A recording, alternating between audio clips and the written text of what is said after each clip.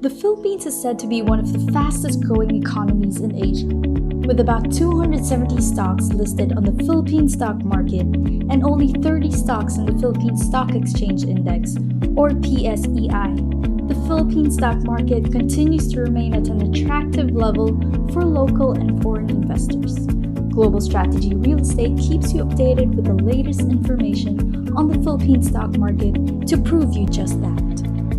In collaboration with AB Capital Securities Inc., Global Strategy Real Estate presents to you the weekly stock market wrap-up, posting every Friday of every week. Hello everyone and welcome back to the weekly stock market wrap-up with AB Capital Securities Inc. Today we have Mr. Lance to give us this week's stock market report. Hi, good morning everyone. I'm Lance and I'll be giving you this week's market wrap. So first off, for the US markets, the major indices rallied for this week despite the US booking a record 7-day average daily COVID-19 cases of around 83,000 per day, as sentiment was up coming into and amidst the US elections. And for the Philippines, some economic news: hot money or foreign portfolio investment flees for the 7th straight month. So this one is not really surprising since we've been seeing heavy net foreign selling the past couple of months. Second, solar firms want more foreign equity stakes. So this comes after geothermal projects has been allowed to have 100% foreign equity stake. And as I've mentioned last week, this should be good for the country's energy mix, given that the power generation right now is still dominated by, or heavily dominated by, coal, which composes of about 50% of the total of the country's total power generation, as opposed to the renewable energy space of just around 23% of the country's power generation. Next, crude oil lowest in 5 months.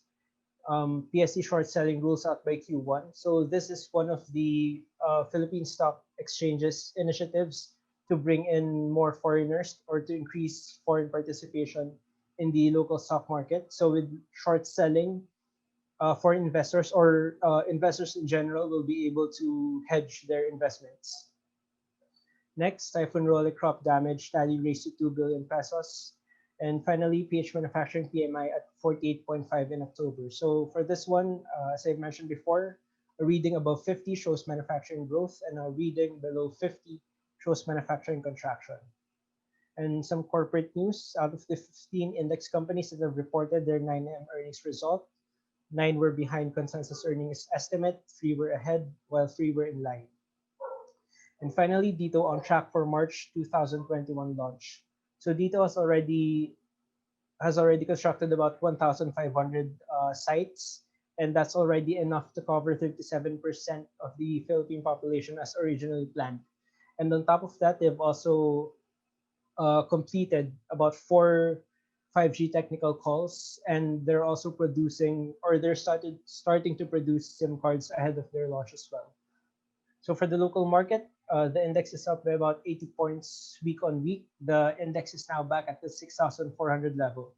So the main driver for this week was that investors were taking cue from the Wall Street rally for this week. However, despite that, on a week-on-week basis, foreigners still turned net sellers, with 3.4 billion pesos in net foreign selling versus last week's 1.3 billion peso net foreign buying.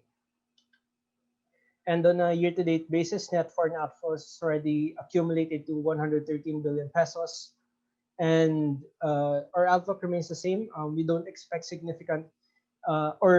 we don't expect net foreign buying to prevail over a long period of time, given that there's still no clear path or no clear indications that the Philippines is heading to a sustainable, or will be having a sustainable economic recovery.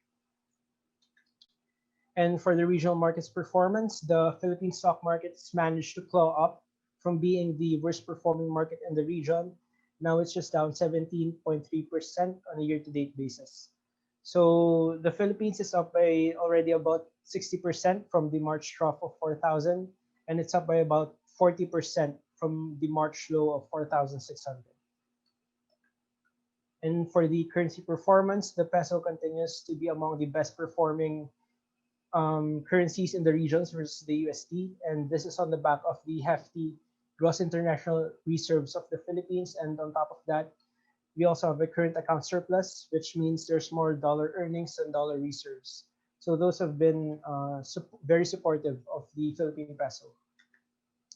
And for our market outlook, we expect the index to probably take a breather for this week. At this level, the index is already trading at about 22.9 times PE, and that's already at a significant premium versus the 5-year and 10-year historical average of just around 17.5 to 17.7 times PE. And some key events for the coming week. November 10 will be the release of the country's 3Q GDP figure. So median or average estimates is around 8.6% contraction. So if the Philippines recorded GDP that is better than that, then that might lead to or that might increase the sentiment for the local market. However, on the flip side, should we see a worse contraction than what's estimated, then that might be a heavy drag for the local market.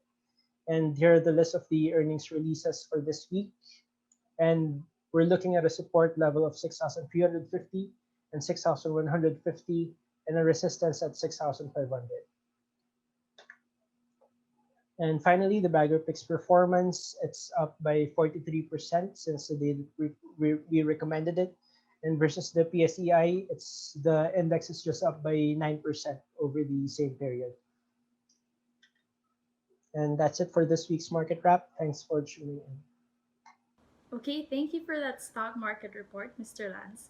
And now moving on to our questions, I would just like to ask, can you talk about our Bagger Picks for this week and their status?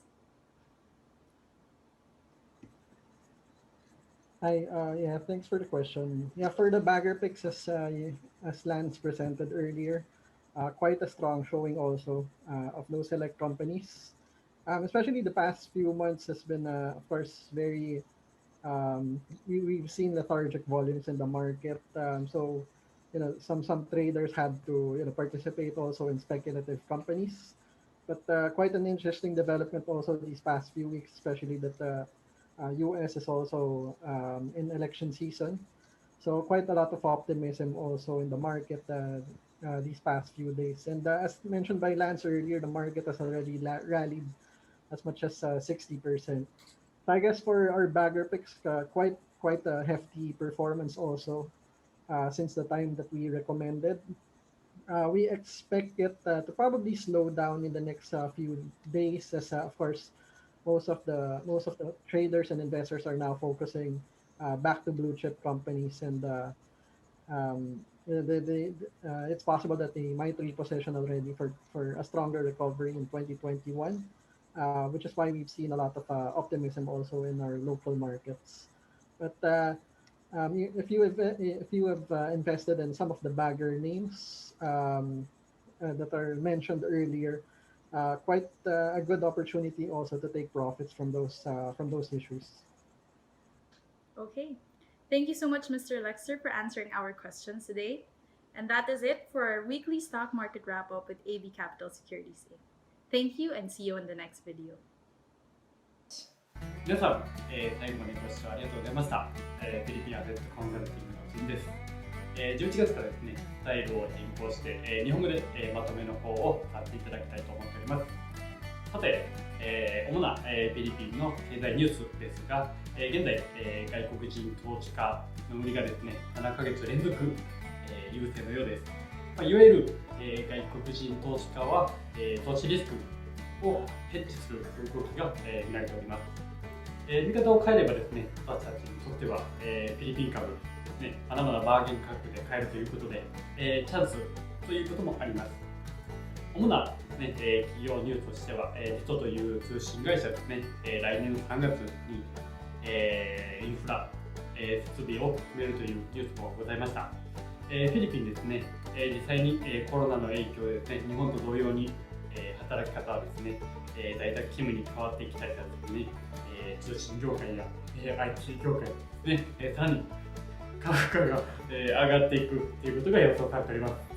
フィリピンのですね、株価自体はですね、コロナ期間中に一時 70% ほどですね、ガクンと下がりましたが、今ではですね、60% ですね、までですね、上昇してきているのでですね、どんどん回復に向かっております。要するにですね、フィリピン国内のですね、基盤が整ってきてですね、コロナの影響が弱まれば確実に株価も上がっていくでしょう。いよいよですね、株価ですね、コロナ前の水準に戻ってきているので、バーゲン価格の今が絶好の買い時だと思っております。以上、まとめをさせていただきました。ご清聴ありがとうございました。また来週。